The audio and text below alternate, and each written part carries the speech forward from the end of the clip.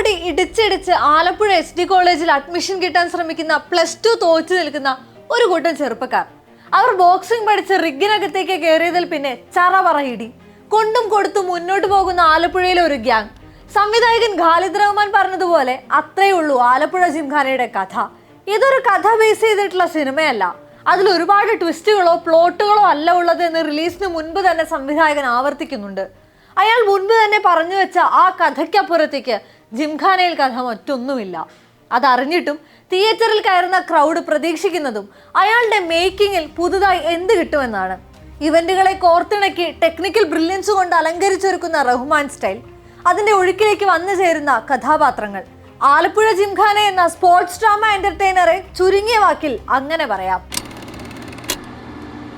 Love എന്ന ചിത്രത്തിൽ തുടങ്ങി ജിംഖാന വരെ റഹ്മാൻ ഉപയോഗപ്പെടുത്തുന്നത് തിരക്കഥയ്ക്ക് അപ്പുറത്തേക്ക് മേക്കിങ്ങിൽ പിടിച്ചു കെട്ടുന്ന ഹൈ പോയിന്റുകളാണ്. പിടിച്ചിരുത്തുന്ന വിഷ്വൽ ഗിമ്മിക്കുകൾ കൂട്ടിനെത്തുമ്പോൾ സിനിമയിൽ മുഴുകുകയല്ലാതെ പ്രേക്ഷകന് ഒരു എസ്കേപ്പ് ഉണ്ടാവുകയില്ല. തല്ലുമാലയിലും ഇടതടവില്ലാതെ പ്രേക്ഷകർക്ക് സിനിമയിൽ എൻഗേജ്ഡ് ആയിരിക്കാൻ സാധിക്കുന്നതും അതുകൊണ്ടാണ്. പക്ഷേ ജിംഖാന കുറെ കൂടെ റിലാക്സ്ഡ് ആകുന്നുണ്ട്. ലോ പോയിന്റുകളിൽ പ്രേക്ഷകർ കഥയെക്കുറിച്ച് ചിന്തിച്ചു തുടങ്ങും, എന്താണ് നടക്കുന്നത് എന്നതിൽ കോൺഷ്യസ് ആകും. പക്ഷേ അതിനുള്ള ഉത്തരം കിട്ടില്ല. കാരണം അങ്ങനൊന്നും ചിത്രത്തിലില്ലെന്ന് സംവിധായകൻ തന്നെ പറയുന്നുണ്ട്. എങ്കിലും ടെക്നിക്കലി റിച്ച് ആണ് ആലപ്പുഴ ജിംഖാന. പവർ പാക്ഡ് ഫ്രെയിമുകളാണ് അതിൽ ഹൈലൈറ്റ്. ആദ്യ പകുതി ഫ്രഷ്നെസ് ഉള്ള ആലപ്പുഴയിലെ ഫ്രെയിമുകളാണെങ്കിലും രണ്ടാം പകുതിയുടെ ഭൂരിഭാഗവും സംഭവിക്കുന്നത് ഒരു റിഗിന് ചുറ്റുമാണ്.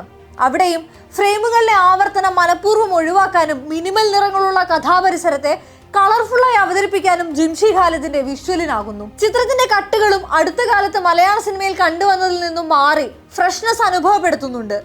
ഫൈറ്റ് അടക്കം ഷാർപ്പായി മുറിച്ചൊട്ടിച്ചിട്ടുണ്ട്. ഇവിടെയെല്ലാം ചിത്രം നേരിടുന്ന പ്രധാന വെല്ലുവിളി തല്ലുമാലയുമായുള്ള താരതമ്യപ്പെടുത്തലുകളാണ്. സംവിധായകന്റെ മുൻ ചിത്രം എന്ന നിലയിലും അവിടെയും അടിയിടികൾ പ്രധാന കഥാപാത്രമായിരുന്നു എന്നതുകൊണ്ടുമായിരിക്കാം അത്തരം വിലയിരുത്തലുകൾ ഉണ്ടാകുന്നത്. പക്ഷേ രണ്ട് ചിത്രങ്ങളുടെയും സ്വഭാവം എന്നതുപോലെ തന്നെ അതിന്റെ ട്രീറ്റ്മെന്റും സ്റ്റോറി ടെല്ലിംഗ് മെത്തേഡും വ്യത്യസ്തമാണ്. തല്ലുമാല കാണാൻ ആലപ്പുഴ ജിംഖാനയ്ക്ക് ടിക്കറ്റ് എടുക്കുന്നതിൽ അർത്ഥമില്ല. തന്റെ കഥാപാത്രങ്ങളെ സ്റ്റൈലിഷായി തന്നെ പ്രസന്റ് ചെയ്യുന്നതിന് ഖാലിദ് റഹ്മാൻ ടീമിട്ട എഫേർട്ട് വ്യക്തമാണ്. അത് ബോഡി ട്രാൻസ്ഫോർമേഷനിൽ തുടങ്ങി അഭിനേതാക്കളുടെ ക്യാരക്ടറിൽ വരെ ഇൻഫ്ലുവൻസ് ചെയ്യും വിധം ശക്തമാണ്. അനുരാഗ് കരിക്കൻവെള്ളം മുതൽ ആലപ്പുഴ ജിംഖാന വരെയുള്ള ചിത്രങ്ങളിലെ സംവിധായകന്റെ സ്ട്രോങ് പോയിന്റ് അതിലെ കഥാപാത്രങ്ങൾ ഓരോരുത്തർക്കും നൽകുന്ന പൂർണ്ണതയാണ്. നായകനിൽ ചുറ്റിത്തിരിയുന്ന കഥകളാകുമ്പോൾ പോലും മറ്റ് കഥാപാത്രങ്ങൾക്കും അതിൽ വ്യക്തമായ സ്ഥാനമുണ്ടാകും. കഥ അവസാനിക്കുമ്പോൾ കഥാർസിസ് നായകന്റേത് മാത്രമല്ല. തല്ലുമാലയിലെ ജിംഷിയും ഉണ്ടയിലെ ബിജുവും അനുരാഗ് കരിക്കൻവെള്ളത്തിലെ കിച്ചുവും ഒക്കെ പോലെ ജിംഖാനയിലും ജോജോ എന്ന നെസ്ലന്റെ കഥാപാത്രത്തിൽ മാത്രം കഥ ഒതുങ്ങുന്നില്ല. ഖാലിദ് റഹ്മാൻ പറഞ്ഞ പോലെ അത് ആ പിള്ളേരുടെ പടമാണ്. അവർ ഓരോരുത്തരും അതിലെ നായകന്മാരാണ്. അവരെല്ലാം എസ്റ്റാബ്ലിഷ് ചെയ്യാൻ ചിത്രം ശ്രമിച്ചിട്ടുണ്ടെങ്കിലും അത് എഫക്റ്റീവ് ആയിട്ടില്ല. ലുക്മാന്റെ ആന്റണി ജോഷോ എന്ന കോച്ച് ചിത്രത്തിലെ സ്ട്രോങ് പില്ലറുകളിൽ ഒന്നാണ്. അത്ര ടഫായ മനുഷ്യനായി ലുക്മാൻ ഫുൾ സ്വാഗിലാണ് സ്ക്രീനിൽ എത്തിയത്. പക്ഷേ കട്ടക്കലിപ്പിലുള്ള ജോഷോ പലയിടങ്ങളിലും വീക്കാവുന്നുണ്ട്. അയാളുടെ പാസ്റ്റിനെ പറ്റി സൂചിപ്പിക്കുകയോ പഞ്ചുകളെ പറ്റി പ്രകീർത്തിക്കുകയോ ചെയ്യുന്നതല്ലാതെ ആന്റണി ജോഷോ ആരായിരുന്നു എന്നതിന്റെ ഇന്റൻസിറ്റി വ്യക്തമാക്കുന്ന സീനുകളൊന്നും ഉണ്ടായില്ല. ഗണപതിയുടെ ദീപക് പണിക്കരും പെർഫോമൻസിൽ മാസായിരുന്നെങ്കിലും ആ കഥാപാത്രത്തെയും ചിത്രം വേണ്ട വിധം ഉപയോഗിച്ചിട്ടില്ല. അനഘ രവിയുടെ നടാഷിയും കൂടുതൽ സ്പേസ് ഡിസേർവ് ചെയ്യുന്നുണ്ട്. അപ്പോഴും അവര് ഫീച്ചർ ചെയ്തിട്ടുള്ള പഞ്ചാര പഞ്ച എന്ന പാട്ട് സിനിമയുടെ അതുവരെയുള്ള ഒഴുക്കിനെ പിടിച്ചു കെട്ടും വിധം പവർഫുള്ളായി.